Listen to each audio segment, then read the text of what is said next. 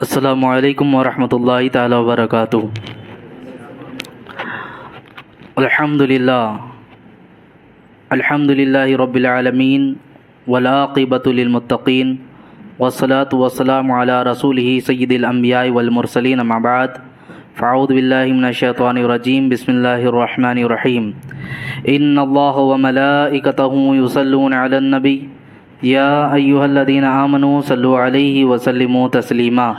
اللہم صل علی سیدنا و شفیعنا مولانا محمد بارک وسلم، صلاۃ و سلام علیک یا رسول اللہ صلی اللہ تعالی علیہ وسلم۔ الحمدللہ آج قرآن مجید کے تقریباً 15.5 پارے مکمل ہو گئے۔ بقیہ قرآن مجید کی اللہ رب العزت ہمیں صحیح مخارج و صفات کے ساتھ پڑھنے اور سننے کی توفیق عطا فرمائے۔ سورہ نحل کی ایک آیت جس کی کل تفسیر کرنی رہ گئی تھی، اس کو بیان کر کے پھر میں اپنی گفتگو کو آگے بڑھاتا ہوں۔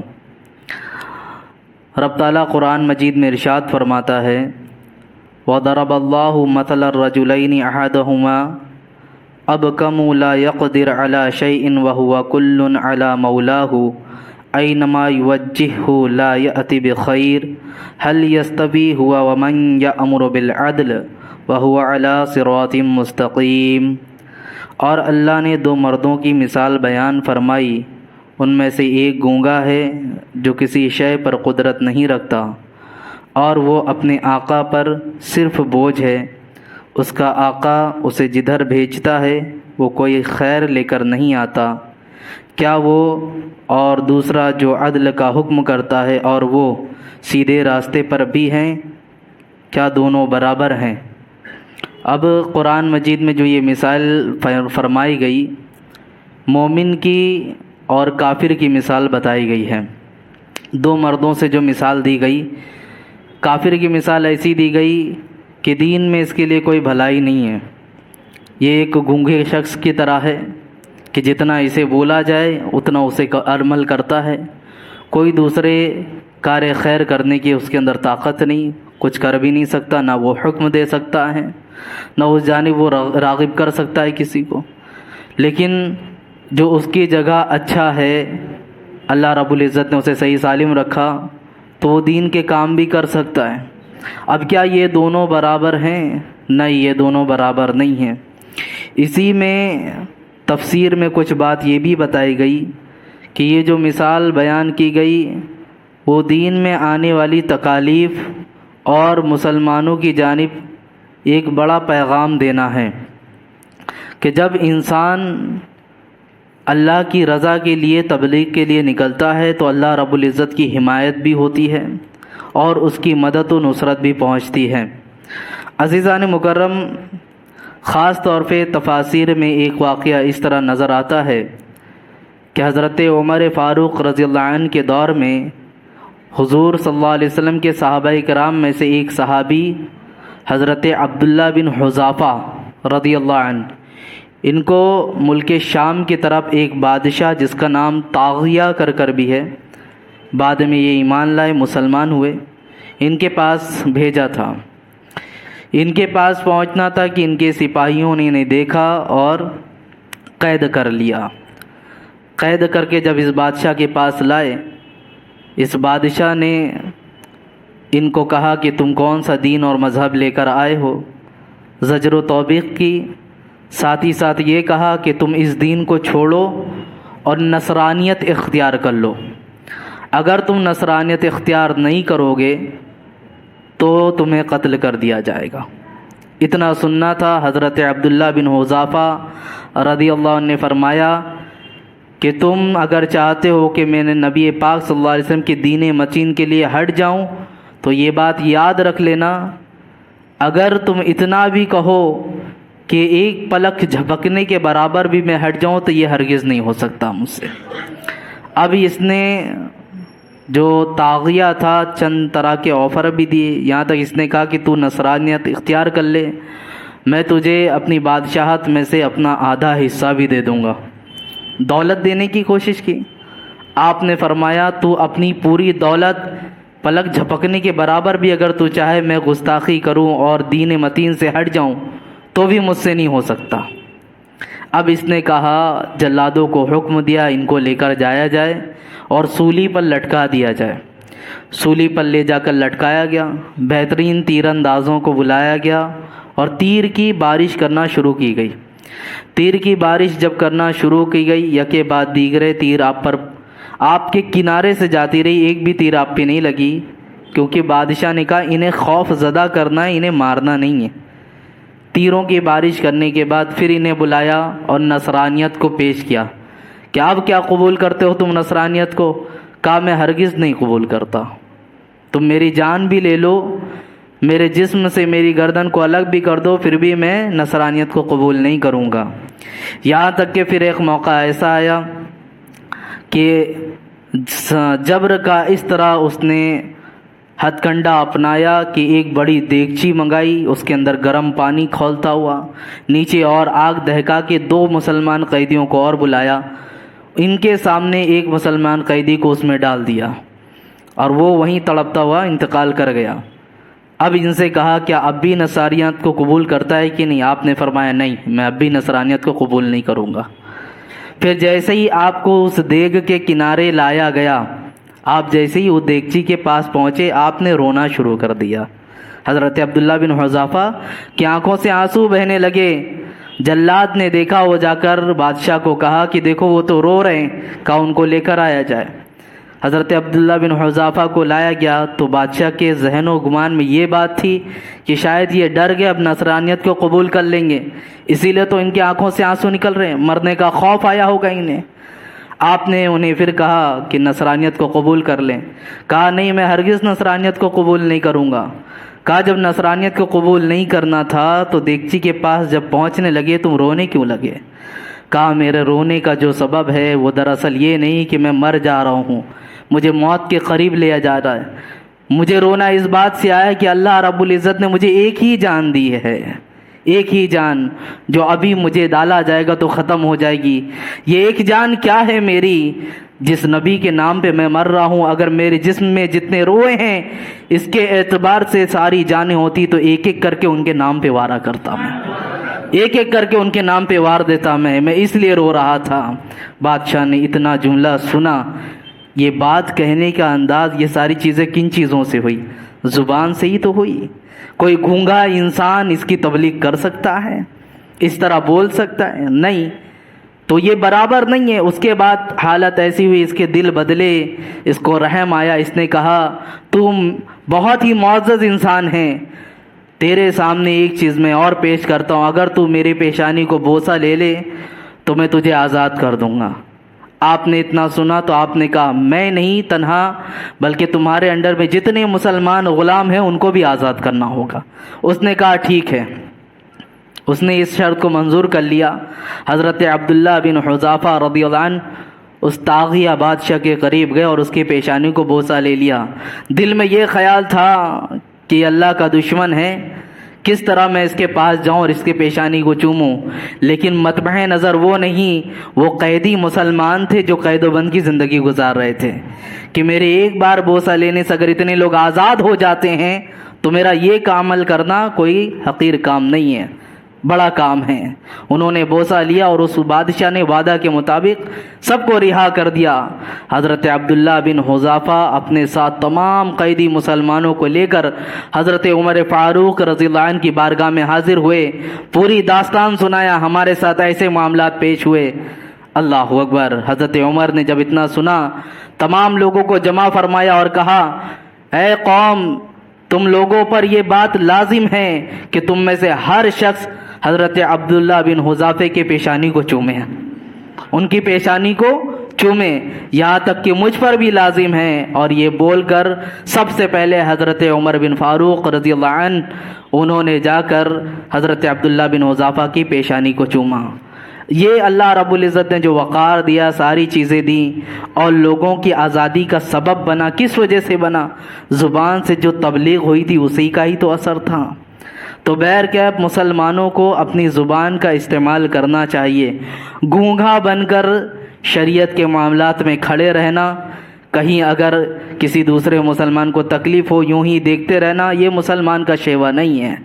عزیزان مکرم، تو سورہ نحل کی ایک آیت جو کل رہ گئی تھی، آج بالخصوص بنی اسرائیل سورہ جو آپ نے تلاوت سماعت کی، کل سے ہی شروعات ہوئی تھی اس کی، اس میں سب سے اہم موضوع، سب سے بڑا موضوع آپ شب معراج کے موقع پہ سماعت کرتے ہیں کہ نبی پاک صلی اللہ علیہ وسلم کی معراج کے حوالے سے ارشاد فرمایا گیا۔ رب تعالیٰ ارشاد فرماتا ہے سبحان الذی اسری بعبدہ لیلا من المسجد الحرام الی المسجد الاقصی الذی بارکنا حولہ لنریہ من آیاتنا انہ هو السمیع العلیم۔ اب اللہ رب العزت فرماتا ہے پاک ہے وہ ذات جس نے اپنے خاص بندے کو رات کی کچھ حصے میں مسجد حرام سے مسجد اقصی کا سفر کرایا۔ عزیزان مکرم، معراج النبی صلی اللہ علیہ وسلم پہ بے حد لوگ اعتراض کرتے ہیں کہ حضور صلی اللہ علیہ وسلم کو معراج نہیں ہوئی، کچھ لوگ سرے سے انکار کرتے ہیں، کچھ لوگ کہتے ہیں ہوئی ہے لیکن خواب کی حالت میں ہوئی ہے۔ میں اتنا کہنا چاہتا ہوں قرآن کی اس آیت کو ہی اگر اچھی طرح پڑھ لی جائے اور سمجھنے کی کوشش کیا جائے تو کوئی شک و شبہ ہوگا ہی نہیں، کیونکہ رات کے مختصر حصے میں ایک جگہ سے دوسری جگہ جانا، 30 دن کا سفر ہو اس کو چند لمحے میں طے کرنا، یہ یقیناً ایک آدمی کے اعتبار سے اگر وہ سوچے تو محال ہے۔ لیکن سب سے پہلی یہ بات سوچیں، معراج جو ہے یہ رسول پاک صلی اللہ علیہ وسلم کا معجزہ ہے، اور معجزہ کہتے ہی اسے ہیں جو عقل کو عاجز کر دے۔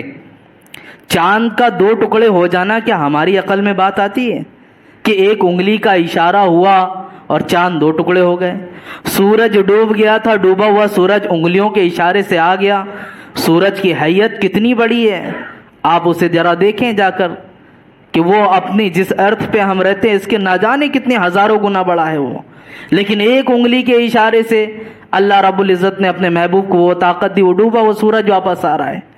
تو یہ عقل میں بات آتی ہے؟ ابو جہل کے ہاتھوں میں کنکریاں ہیں، حضور صلی اللہ علیہ وسلم نے حکم دیا کنکریاں کلمہ پڑھ رہی ہیں۔ کنکریاں کیا ہے، اس میں کوئی جان ہوتی ہے؟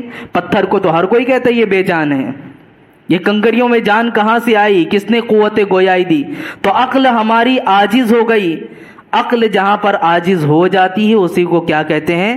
معجزہ کہا جاتا ہے۔ عزیزان مکرم، تو اللہ رب العزت نے جو رسول پاک صلی اللہ علیہ وسلم کو معراج عطا کی، اس میں سب سے بڑا آپ کا معجزہ تھا۔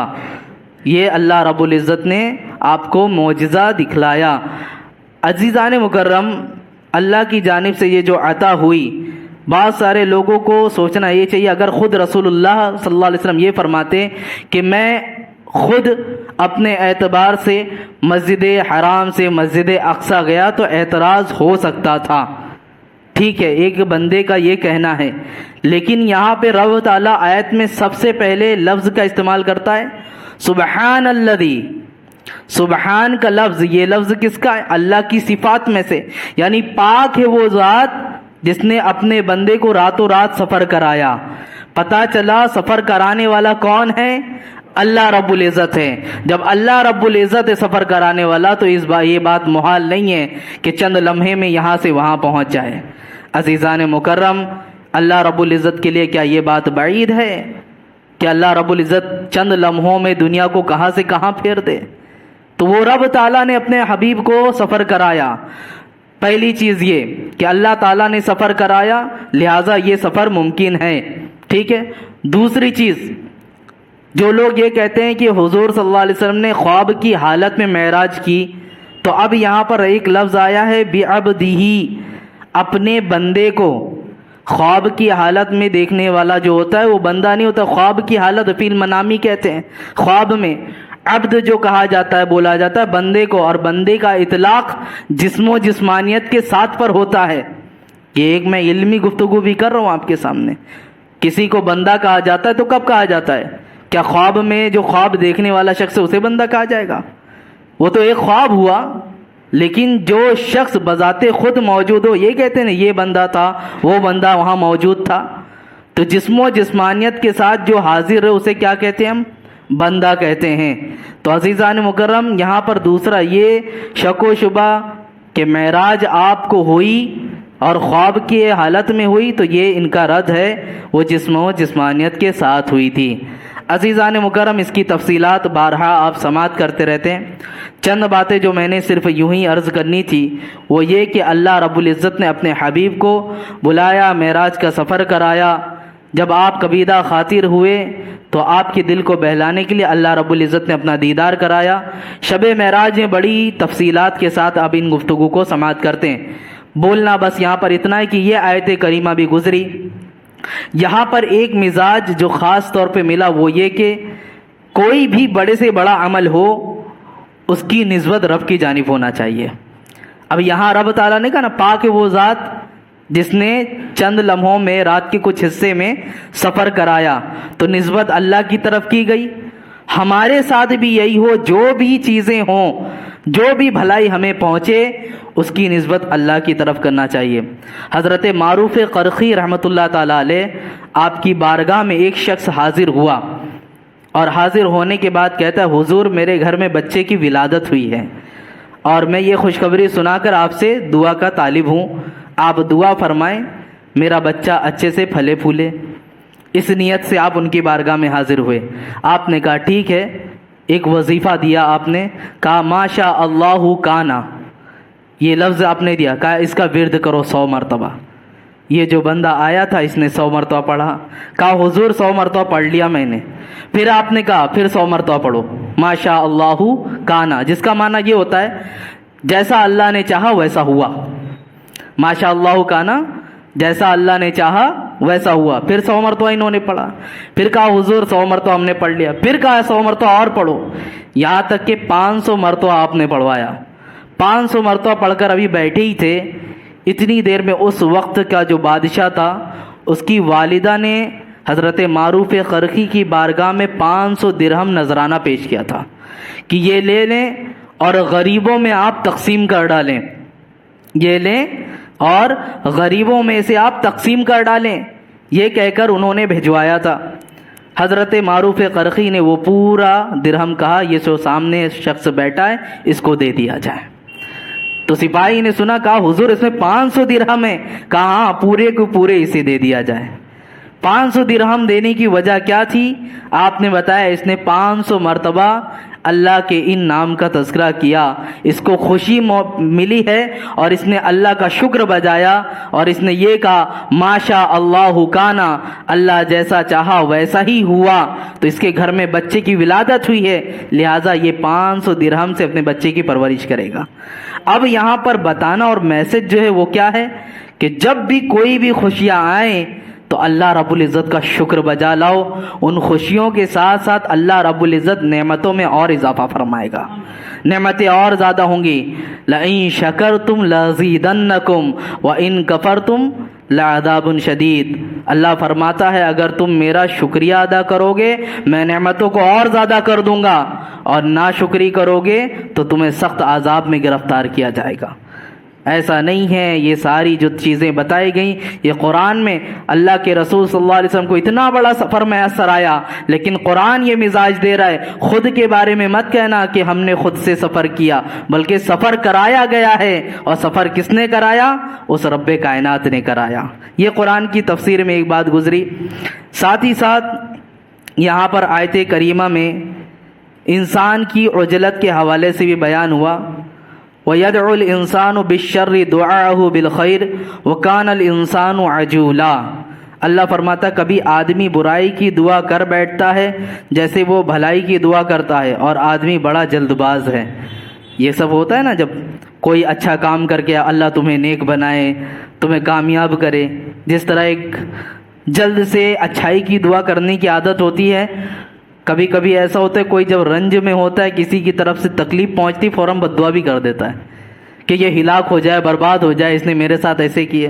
خاص طور پہ اس میں گھر کی خواتین، چاہے وہ اپنے مردوں کو بولنے والی ہوں یا گھر کی خواتین اپنے بچوں کو بول رہی ہوں، جب ان کا دل دکھایا جاتا ہے تو ان کے منہ سے کچھ نازیبا کلمات ایسے نکل جاتے ہیں جو بچوں کی ہلاکت کا سبب بھی بنتے ہیں۔ بسا اوقات دیکھا جاتا ہے یہ کہیں جا کر لڑ بھڑ بھی نہیں جاتا کہ مر جائے، یہ ہلاک ہو جائے، ستا کر رکھا ہے، جان عاجز ہو گئی ہے، ایسے کہتے ہیں نا، جملے نکل جاتا ہے۔ تو اس طرح کے جملے نکل جانا کہ یہ جا کر کہیں لڑ جائے، مر جائے جا کر، مجھے پریشان، مرتے بھی نہیں ہیں، یہ پتہ نہیں کیا، اس طرح کے جملے بولے جاتے ہیں۔ کبھی کبھار ایسے ہوتے ہیں زبان سے ہمارے نکلتے ہیں اور وہ وقت قبولیت کا ہوتا ہے، وہ لفظ قبول ہو جاتے ہیں اور حادثات ہوتے ہیں۔ تو یہی بتایا گیا انسان جلد باز ہے، جس طرح وہ دعا کے الفاظ جلدی سے نکالتا ہے، بد دعا بھی جلدی سے کرتا ہے، لہٰذا ان چیزوں میں گریز کرنا چاہیے، جلد بازی مت کرو۔ اور قرآن فرما وَقَانَ الْإِنسَانُ عَجُولًا، انسان جو یہ جلد بازی کر رہا ہے یہ اس کے اندر فطرت بنائی گئی ہے، اور انسان کے اندر یہ معاملہ ہے کہ وہ ہر چیز میں جلد بازی کرتا ہے۔ آپ یہاں سے باہر نکلو، ابھی تراویح پڑھنے والے بہت سے ایسے تھے جو دیکھو کتنی جلدی باہر گئے، کیا کام ہے انہیں باہر جا کر؟ کوئی ایسا بہت بڑا کام ہے کہ آفس کا کام کرنا تھا یا کچھ، لیکن انسان کی ایک فطری عادت ہے کہ نہیں باہر نکلنا ہے۔ فرض نمازوں کے بعد اگرچہ دعائے ثانی ہوتی ہے، بیٹھ کر جا سکتا ہے، لیکن جلد بازی کے لیے پیچھے جا کر کھڑے ہو کے نماز پڑھنا یہ جلد بازی نہیں۔ اسی طرح نماز پڑھنے بھی آتا ہے تو یہاں بھی جلد بازی ہوتی ہے کہ میں جلد سے جلد آگے سے آگے کی صف میں رہوں، اگرچہ کئی لوگ بیٹھے ہیں، تھوڑی جگہ ملتی ہے تو کندھوں کو پھاندتے ہوئے پہلی صف میں آنے کی کوشش۔ ہر جگہ جلد بازی ہے کہ نہیں ان چیزوں میں؟ چلو یہ تو عبادت کے اعتبار سے ہو گئی۔ آپ دنیاوی اعتبار سے باہر نکل جائیں سامان لینے کے لیے، دکانوں پر پہنچیں یا راشن لینے کے لیے جو لائن لگی ہوتی وہاں جائیں، اس طرح دماغ چلاتے کچھ ایسا ہو جائے کہ مجھے شارٹ کٹ میں جلدی میرے راشن مجھے مل جائے۔ یہ ہوتا ہے کہ نہیں ہوتا ہے؟ بس میں کھڑا ہو، لائن لگی ہے، سوچتا ہے کوئی تو ایسا ملے ٹکٹ بھی جلدی مل جائے، بس میں جلدی چڑھ جاؤں۔ ٹرین میں بھی اترنا ہوا تو بھی جلد بازی ہوتی، سب جگہ جلد بازی ہے کہ نہیں؟ انسان خود کرتا ہے جلد بازی۔ تو عزیزان مکرم یہ اللہ نے انسان کے اندر رکھا ہے کہ وہ جلد باز رہے، تو جب انسان کے اندر یہ چیز ہے کہ وہ جلد بازی کرتا ہے تو اسے کچھ چیزوں میں جلد بازی کا جو حکم دیا گیا وہاں کیوں نہیں کرتا؟ جیسے کہ نماز چھوٹ جائے اس کی قضا کرنے میں جلد بازی کرنا چاہیے۔ یا مسلمان جلد بازی نہیں کرتا، زندگی پڑی ہے، بڑھاپا آئے گا، بچے سیٹ ہو جائیں گے اور پینشن آنا شروع ہوگی، اللہ اللہ کریں گے، یہی ہوتا نا مزاج بنا ہے، پھر اللہ کا رخ کریں گے، وہاں مسجدوں میں جا کے سجدے کریں گے، ایک یہ جلد بازی یہاں نہیں ہے۔ اسی طرح توبہ کرنے میں جلد بازی ہونا چاہیے، گناہ ہو جائے تو جلد از جلد توبہ کرو، کیا معلوم ہے تمہیں زندگی کب تک کی ہے؟ اگر مجھے آپ بتائیں آج اسی حالت میں خدا نہ خواستہ ہم میں سے کسی کا بھی انتقال ہو جائے، ایک لمحے کے لیے فرض کریں ہم میں سے کس کا بھی انتقال ہو جائے، میں خود کو بھی شمار کرتا ہوں، ہمیں بھروسہ تو نہیں، ابھی ہم آج بول رہے کل آپ کے سامنے موجود ہوں گے، کوئی کہہ سکتا ہے یقین کے ساتھ؟ کوئی نہیں کہہ سکتا۔ تو آج ہم یہاں سے گئے یا یہیں بولتے بولتے میری زبان بند ہو جائے، اس کے بعد آپ ذرا اپنا محاسبہ کریں، میں خود بھی کروں، ہم ایسے کون سے اعمال کر رہے ہیں جو رب کی بارگاہ میں لے کے جا رہے ہیں؟ ذرا سوچیں ایک لمحے کے لیے بھی، ہے کوئی عمل؟ لیکن اگر یہی ہم نے توبہ کی ہے رب کی بارگاہ میں اور یہ عہد کیا ہے مولا یہ رات آ رہی ہے، آنکھیں بند ہونے کے بعد دوبارہ کھلتی ہیں کہ نہیں کھلتی معلوم نہیں، لیکن تیری بارگاہ میں سچی توبہ کر کے سوتا ہوں کہ دوبارہ گناہ نہیں کروں گا، میں بندہ ہوں مولا، گناہ سرزد ہو گئے ہیں، وہاں توبہ کریں۔ اور توبہ کی جو سب سے بڑی علامت ہے وہ یہی ہے کہ رب کی بارگاہ میں صرف بولنا ہی نہیں کہ میں نے توبہ توبہ توبہ کرنا ہے، اس طرح صرف بول کر ہی نہیں سونا، اس کی علامت یہ ہے کہ آپ صبح فجر کو اٹھ کر رب کی بارگاہ میں حاضر بھی ہو جائیں، اپنی قضا نمازوں کو پڑھنا بھی شروع کر دیں، تب سمجھ جائیں اللہ نے تمہاری توبہ کو قبول کر لی۔ اور صرف محض زبان سے بولتے رہنا توبہ ہے توبہ ہے، اور پھر اس کے بعد صبح اٹھے وہی رفتار بے ڈھنگی پہ ہم گامزن ہیں، تو یہ توبہ نہیں ہوئی عزیزان مکرم، یہ تو محض ہمارے جملے ہوئے۔ تو یہاں پر انسانوں کے بارے میں یہ بتایا گیا، کچھ چیزیں اور ہیں جس میں انسان کو جلدی کرنا چاہیے، کرتا نہیں۔ بالغ ہونے کے بعد بچی ہو یا بچے ہوں، ان کو کہا کہ یہ جوان ہو جائے، ان کی شادیوں میں جلد بازی کریں۔ آج ہماری قوم سب سے زیادہ پیچھے ہوتی جا رہی اس میں، سیٹل ہو جائیں گے، اپنے پیر پہ کھڑے ہو جائیں گے، پھر شادی کریں گے۔ میاں ابھی کس کے پیر پہ کھڑے ہو؟ ابھی بھی تو اپنے ہی پیر پہ ہو نا، کہ کسی دوسرے پیر پہ کھڑے ہیں؟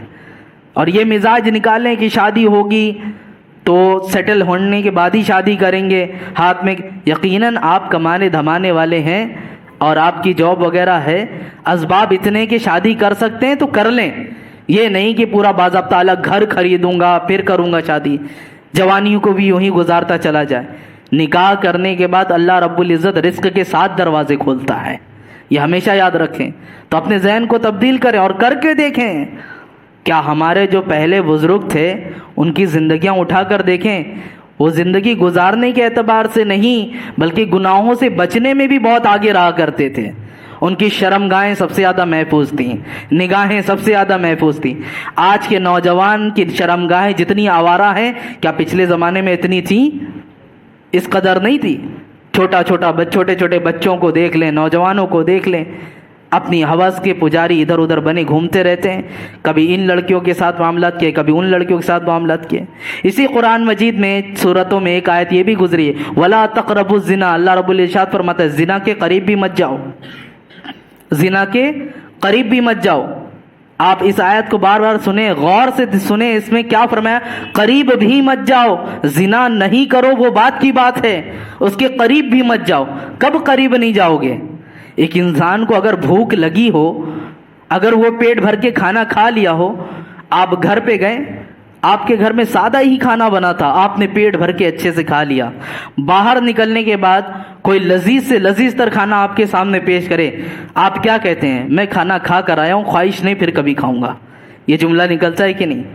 آپ جب مجھے بتائیں، اگر آپ ازدواجی زندگی گزار رہے ہوں اور اپنی شرمگاہ کو، اپنی شہوت کو اپنی بیوی کے ساتھ پوری کیے ہوں، تو کیا باہر جانے کے بعد آپ کی نگاہ آوارہ ہوگی؟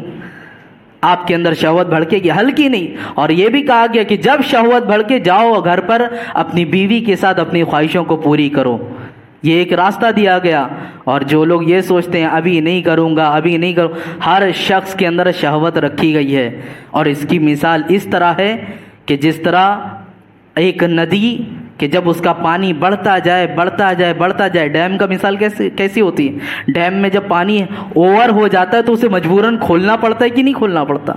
کیوں کھولتے ہیں اسے؟ کہ ڈیم کا پانی اگر نہیں کھولا گیا تو یہ اپنا راستہ خود سے بنا لے گا۔ ظاہر سی بات ہے، سامنے سے جگہ نہیں دی گئی تو یہ بستیوں کی طرف جائے گا، سڑکوں پہ نکل جائے گا پانی، اور یہ ہلاکت کا سبب بنے گا، اس لیے اسے راستہ دیا جاتا ہے۔ تمہاری شہوت کے لیے بھی شادی ایک بہت بہترین راستہ ہے، اللہ رب العزت نے جو مہیا کیا۔ شادی کرو، اپنی شرمگاہ کو محفوظ کرو۔ اگر ٹائم خراب کرتے رہو گے، وقت زیادہ جائے گا، یہ شہوت جب ابال مارے گی تو کبھی اپنے ہاتھوں سے ہی اپنی شہوت کو پورا کرے گا، کبھی جا کر کسی کی ماں بیٹی بہنوں کے ساتھ اپنے منہ کو کالا کرتا ہوا نظر آئے گا۔ جس طرح پانی کو راستہ نہ ملے تو بستیوں میں جا کے برباد کرتا ہے، شہوت کو بھی پوری کرنے کے لیے اگر راستہ نہ ملے تو انسان بستیوں میں ہی گھستا ہے اور ماں بہنیں بہوؤں کی طرف وہ نظریں برباد کرتا ہوا نظر آتا ہے۔ تو شادیوں میں جلد بازی کریں عزیزان مکرم۔ اسی طرح انسان کی فطرت میں نا جلد بازی، اسی کے بتا رہی، یہاں سب کیوں نہیں دکھائی جاتی؟ اب کسی کے گھر میں انتقال ہو جائے تو اس کی تدفین میں جلد بازی کرو۔ کوئی انتقال کر جاتا، ہوتا یہ ہے چاچا ابھی لندن میں ہیں، ابا ابھی دبئی میں ہیں، وہ آ جائیں گے تب دفن کریں گے۔ اگر ان کے آنے کی سہولتیں ہیں کہ کچھ گھنٹوں میں آ جاتے ہیں، ٹھیک ہے، انتظار کریں۔ 2 3 گھنٹے تک مردے کو برف میں لگا کر رکھے رہنا، یہ کہاں کا اصول ہے میاں؟ زندوں کو تو اس طرح رکھ نہیں سکتے، مرنے کے بعد ان کو رکھتے ہو؟ ان کو تکلیفیں کتنی پہنچتی، کبھی وہ زبان سے بول سکتے تو پتہ چل سکتا ہر شخص کو کہ انہیں کس قدر تکلیف پہنچ رہی ہے۔ اس لیے فرمایا گیا گھر والے خود بھی تکلیف میں ہوتے ہیں، جو مہمان آئے ہوتے وہ بھی تکلیف میں ہوتے ہیں، اور جو شخص انتظار میں آ رہا ہوتا ہے راستے پر وہ بھی غمگین ہوتا ہے۔ اسی لیے تدفین میں جلد بازی کرنی چاہیے۔ کسی کا انتقال ہو جائے جلد سے جلد اسے نہلائے دھلائیں اور اسے قبرستان کے حوالے کریں، یہاں بھی جلد بازی۔ پھر آخری چیز، اگر کوئی قرض دار ہے تو قرض دینے میں جلد بازی کرو۔ انسان کو جلد باز بنائے گا نا، وہ کان الانسان عجولا، تو یہاں جلد بازی کرو۔ تاخیر کرتے رہو گے، یہ قرض کو عذاب کہا گیا ہے۔ دیکھ لے انسان جو قرض دار ہوتا ہے وقت سے پہلے انسان بوڑھا ہوتا نظر آتا ہے۔ یہ تجربے کی بات ہے، میری آنکھوں کے سامنے میں نے دیکھا ہے۔ انسان قرض لے کر گھر بنا لیا، قرض لے کے دکانیں چلایا، دکان بھی ٹھیک چل رہی، گھر بھی موجود ہے، لیکن اس کے ایم آئی بھرنے کے لیے، لوگوں کو قرض ادا کرنے کے لیے دن رات نہ حلق سے نوالے اترتے ہیں، نہ سکون کی نیند آتی ہے، سب غارت ہوئی رہتی ہے۔ عزیزان مکرم، اس لیے ہو سکے تو اس سے بچیں، اور جتنی جلدی ہو سکے اس کو جلد سے جلد اگر کوئی ہے تو ادا کرنے کی کوشش کریں۔ یہ قرآن مجید نے ایک مزاج دیا کہ اللہ تعالیٰ نے انسان کو جلد باز بنایا تو ان چیزوں میں بھی جلد بازی دکھاؤ۔ ساتھ ہی ساتھ اللہ رب العزت نے جو قرآن مجید میں فرمایا وَلَا تَقْرَبُوا الزِّنَا، زنا کے قریب مت جاؤ، یہ آیت میں نے ابھی آپ کے سامنے پڑھی۔ عزیزان مکرم، زنا کے قریب جانا تو الگ بات، کچھ اسلاف کی زندگیوں میں ایسا ملتا ہے کہ ان کی زندگیوں میں باضابطہ گناہ سامنے موجود تھا کرنے کے لیے، لیکن انہوں نے اللہ کا خوف اپنے دل میں بٹھایا اور اسے ٹھکرا کر نکل گئے تو اللہ نے ان کے مقام کو بھی بلند فرمایا۔ تفسیر کی کتاب میں ایک حکایت نقل ہے کہ ایک نوجوان ایک بادشاہ کے محل کے پاس سے گزر رہا تھا۔ بادشاہ کی کنیزائیں جو تھیں خادمہ، انہوں نے محل کی چھت سے اس نوجوان کو دیکھا تو بادشاہ کی بیٹی کو آ کر بتایا کہ ہمارے محل کے پاس ایک بہت خوبصورت نوجوان جا رہا ہے، وہ ایسا خوبصورت کہ جس کو دیکھیں تو دل میں حسرتیں امڑتی ہیں۔ اس نے کہا اسے بلا کر لے کر آؤ۔ کمرہ بند کیا، اس کو بلا کر لے کر آئی اور یہ برہنہ اس کے سامنے کھڑی تھی، یعنی اس کے جسم پر کپڑے بھی موجود نہیں تھے، اور اس نوجوان نے دیکھا فوراً اپنے آنکھ کو بند کرنے کی کوشش کی۔ کہا یہ کیا کر رہے ہو تم؟ میں نے تمہیں یہاں پر اسی لیے بلایا تاکہ تم میری خواہشوں کو پوری کرو۔ اس نے کہا معاذ اللہ، میں ہرگز ایسا نہیں کر سکتا۔ بہت اس پر زور زبردستی کی گئی تو یہ گھبرایا ہوا شخص نے کہا اچھا مجھے کچھ موقع دیں، میرے لیے اتنا کر دیں کہ پانی کا انتظام کر دیں، میں تھوڑا سا وضو کر لوں۔ اتنی گزارش کی۔ اب وضو کے لیے پانی لایا گیا تو اسے کہا نیچے مت لے جاؤ، یہ بھاگ جائے گا نیچے سے، اس کو لے جاؤ محل کی چھت پر وضو کراؤ۔ محل کی چھت پر اس کو لے کر گئے اور چھوڑ دیا، یہ وضو کے لیے کھڑا ہوا، اللہ کی بارگاہ میں سوچ رہا تھا مولا میں کس طرح اپنے آپ کو گناہوں سے بچاؤں، کچھ سمجھ میں نہیں آ رہا تھا۔ اتنے میں دیکھا محل کے دوسری طرف کہ اچھا خاصا ایک اونچائی کا معاملہ تھا۔ اس کے دل میں خیال آیا اس گناہ سے مبتلا ہونے سے بہتر ہے میں اس کے نیچے ہی کود جاتا ہوں، میرے ہاتھ پیر ٹوٹ جائیں گے، یہ خود بخود مجھے چھوڑ دے گی۔ اور اس نیت کے ساتھ اللہ کی بارگاہ میں دعا کیا مولا میری حفاظت فرما، اور کود گیا چھت کے نیچے سے۔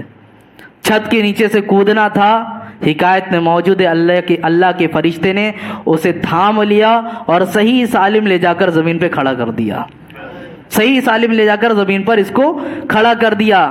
یہ اپنے آپ کو زمین پر جب موجود پایا سجدے شکر کیا، اور پھر غیب سے ندا آئی تو اللہ کی بارگاہ میں یوں ہی مقرب ہوتا جا، تیرے درجات کو بلند کرتے جائیں گے، تجھے اور کیا چاہیے؟ کہا مولا میں آج اپنے حالات کا مارا ہوں اور تجارت کی غرض سے مجھے گلیاں گلیاں جانا پڑتی ہیں، اور اسی وجہ سے میں اس محل کے پاس بھی آیا تھا تو اس نے مجھے دیکھا، یہ گناہ کی دعوت دی، کچھ ایسے اسباب پیدا فرما دے جس کی وجہ سے میں گھر میں ہی رہوں اور گناہوں کی کوئی خواہش نہ ہو۔ غیب سے سونے کی ایک بھری ہوئی گونی اس کے سامنے آ گئی، اس نے دیکھا تو اللہ رب العزت غیب سے ندا فرماتا ہے تجھے اور حاجت ہے تو اور ملے گا۔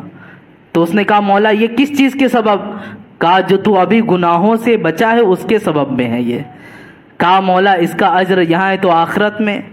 کہا اس کا اجر تو یہاں پر مل ہی گیا، آخرت میں اور دیا جائے گا، لیکن یہ تیرے اجر میں سے ہی ہے، یہ جو دیا گیا تیرے اجر میں سے ہی ہے۔ اس نے گزارش کی مولا میرے اجر جو آخرت میں وہ مجھے پورا عطا فرما، دنیا میں مجھے کوئی چیز نہیں چاہیے، یہ خواہش اس نے کی۔ عزیزان مکرم آپ ذرا سوچے گناہوں سے کس قدر بچنے کی کوشش کی۔ حضرت غالباً عبد الرحمن مشکی، ان کے بارے میں بھی ایسے ہی تھا، یہ کپڑا بیچا کرتے تھے، ایک خاتون گھر میں ان کے دکان پر آئی، ان کے حسن میں مبتلا ہو گئی، حسن کا جمال ان کے آنکھوں پہ چڑھ گیا جو خاتون تھی۔ انہوں نے بہت ڈھیر سارے کپڑے لیے، کپڑے لے جا کر کہا کہ اسے میرے گھر تک بھی پہنچا دیں گے تو بہت اچھا ہوگا۔ سر پر انہوں نے پوٹلی رکھی اور لے کر چلے گئے۔ گھر پر پہنچ کے اس نے دروازہ بند کر لیا اور وہی ایسی حالت کہ خواہش کی کہ میرے ساتھ گناہ کرو، زنا کرو۔ یہ رونے لگے، گڑ گڑانے لگے کہ میں نہیں کر سکتا ایسا گناہ، بہت گڑ گڑائے، یہاں تک کہ اس نے ایک بھی نہ سنی۔ آخر میں انہوں نے بھی کہا مجھے بہت تیز قضائے حاجت آئی ہے، یعنی بیت الخلاء میں مجھے جانا ہے۔ بیت الخلاء میں گئے، بیٹھ کے رونا شروع کر دیے۔ آخر میں کچھ سمجھ میں نہیں آیا تو جو غلاظت وہاں پر تھی اس کو لے کر اپنے بدن پر لگا لیا آپ نے، جو باتھ روم کے اندر ٹوائلٹ میں جو غلاظت پڑی تھی اس کو لے کر اپنے جسم پر لگا لیا۔ اور جب باہر نکلے تو یہ خاتون اسے گھن کرنے لگی کہ یہ کیسا انسان ہے، یہ تو دیوانہ ہے، پاگل ہے، لے جاؤ اسے باہر کر کے آؤ۔ باہر جیسے ہی گئے آپ نے اپنے آپ کو صاف ستھرا کیا، نہائے دھوئے، اللہ کی بارگاہ میں سجدے شکر کیا کہ مولا تو نے مجھے بڑے گناہ سے بچا لیا۔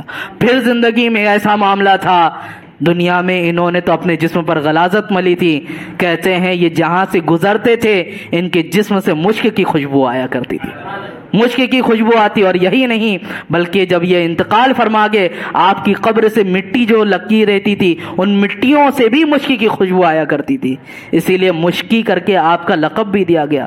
تو یہ گناہوں سے بچنے کا جو طریقہ ہے، انسان اگر چاہے کوشش کرے تو بچ سکتا ہے، لیکن کب؟ جب اپنے آپ کو رب کے حوالے کر دے، خود چاہ کر نہیں، کیونکہ ہمارے اندر ایک نفس ہے جو خواہشوں کو لے کر ایسا جمع ہوتا ہے کہ اس کی ذرا بھی ہم سنیں گے تو گناہوں میں مبتلا ہو جائیں گے۔ لہٰذا جب بھی ایسے آثار نظر آئیں کہ گناہ کا اندیشہ ہو، مجھ سے گناہ ہو سکتا ہے، فوراً دل میں نیت کر لے اے اللہ تو میری حفاظت فرما، یہ فوراً نیت کر لیں، دیکھیں یقیناً اللہ رب العزت ضرور گناہوں سے آپ کو بچا لے گا۔ یہ سورہ بنی اسرائیل میں اتنی چیزیں میں نے آپ کے سامنے عرض کی، اور بھی دیگر چیزیں اس میں ہیں، ماں باپ کی فضیلت اور زمین پر اکڑ کے نہ چلنا، ولا تمشی فی الارض مرحا، یہ الگ الگ آیتیں ہیں۔ میں ان سب چیزوں پہ زیادہ تشریح نہ کرتے ہوئے دو لفظوں میں بولوں کہ تکبر ایسی چیز ہے جس نے عزازیل کو بھی اللہ کی بارگاہ سے مردود کر دیا۔ تو انسان کا زمین پر اکڑ کر چلنا، قرآن کہتا ہے زمین پر اکڑ کے مت چلو، نہ تم زمین کو پھاڑ کر نیچے پہنچ سکتے ہو، نہ ہی اکڑ کر تن کر تم پہاڑوں کی لمبائی کو پہنچ سکتے ہو سکتا ہے کیا ویسا؟ لیکن زمین پر اکڑ کر مت چلو۔ سید الانبیاء، سید المرسلین، نبی پاک صلی اللہ علیہ وسلم کی زندگی دیکھیں، آپ کی زندگی کا ایسا معمول تھا، آپ چلتے تھے زمین پر، صحابہ کرام فرماتے ایسا لگتا تھا کوئی ڈھلان سے اترتے ہوئے آ رہا ہے، اپنے آپ کو جھکا کر چلا کرتے تھے۔ اکڑنا رسول پاک صلی اللہ علیہ وسلم نے نہیں سکھایا۔ زمین پر اکڑ کر چلنا تکبر کی علامت ہے، اور تکبر اللہ کی رضا، اللہ کی چادر ہے، اور جس نے تکبر دکھایا گویا اس نے اللہ کی چادر کھینچا ہے۔ لہٰذا ہمیں ان غرور و گھمنڈ سے بچنا چاہیے۔ یہ متفرق آیتیں ہیں جو آپ کے سامنے میں نے بتایا۔ ماں باپ کی فضیلت میں بھی ولا تقول باف، یعنی اپنے ماں باپ کے لیے اف تک نہ کرو۔ جو ماں باپ کو جھڑکتے ہیں، ڈانٹتے ہیں، ان کا کہنا نہیں سنتے، ان کے حوالے سے بھی قرآن میں احکام آئے۔ انشاءاللہ پھر کبھی کسی موقع پہ آپ کے سامنے ان سب کی تفصیلات کروں گا۔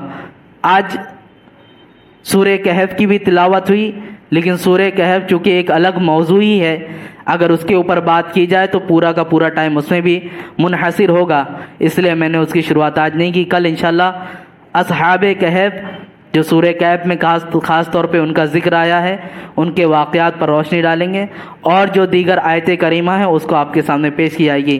اللہ رب العزت کی بارگاہ میں دعا ہے مولا تعالی ہم سب کو کہنے سننے سے زیادہ عمل کی توفیق عطا فرمائے۔ اے پاک پروردگار عالم، ماہ رمضان کا ایک عشرہ گزر گیا، مولا اے پاک پروردگار عالم ہم پر رحمت نازل فرما۔ اے پاک پروردگار عالم ماہ رمضان کے صدقے طفیل بخشوں میں شمار عطا فرما۔ 10 دن جس طرح ہم نے عبادتوں میں گزارا، آنے والے جتنے بھی ایام ہیں مولا ان میں اور عبادتوں کی توفیق عطا فرما۔ اے اللہ یقیناً ہمارے گناہ کی توبہ اسی وقت قبول ہوتی ہے جب ہم عبادت کرتے ہیں، مولا ہمیں خوب عبادتوں کی توفیق عطا فرما جس سے یقین ہو کہ ہماری توبہ قبول ہوئی۔ اے اللہ قضا نمازوں کی ادا کرنے کی توفیق عطا فرما، قضا روزوں کی ادا کرنے کی توفیق عطا فرما۔ اے پاک پروردگار عالم پچھلے جتنے بھی گناہ جانے انجانے میں سرزد ہوئے، خواہ وہ آنکھوں کے ہوں، ہاتھوں کے ہوں، شرمگاہ کے ہوں، کان کے ہوں، زبان کے ہوں، دل کے ہوں، مولا ہر اعتبار سے تو ہمیں پاک و صاف فرما۔ مولا تو رحیم ہے، رحم فرما، تو کریم ہے، کرم فرما، تو غفور ہے، مولا ہم سب کو بخش دے۔ اے اللہ ہماری اس امت پر، اس بھولی بھالی امت پر رحمت عامہ نصیب فرما۔ اے اللہ تعالی ہم سب پر مغفرت عامہ نصیب فرما۔ اے اللہ تیری بارگاہ میں التجا اور دعا ہے تجھ سے یہ کیوں کہوں، یہ عطا ہو وہ عطا ہو، اپنے حبیب کے صدقے میں وہ دے جس سے ہم سب کا بھلا ہو۔ ان اللہ و ملائکتہ یصلون علی النبی یا ایھا الذین آمنوا صلوا علیہ وسلموا تسلیما۔ اللهم صل علی سیدنا و شفیعنا مولانا محمد بارک وسلم، صلاۃ و سلام علیک یا رسول اللہ صلی اللہ تعالی علیہ وسلم۔ سبحان ربک رب العزة عما يصفون وسلام على المرسلين والحمد لله رب العالمين۔ السلام علیکم ورحمۃ اللہ تعالی وبرکاتہ۔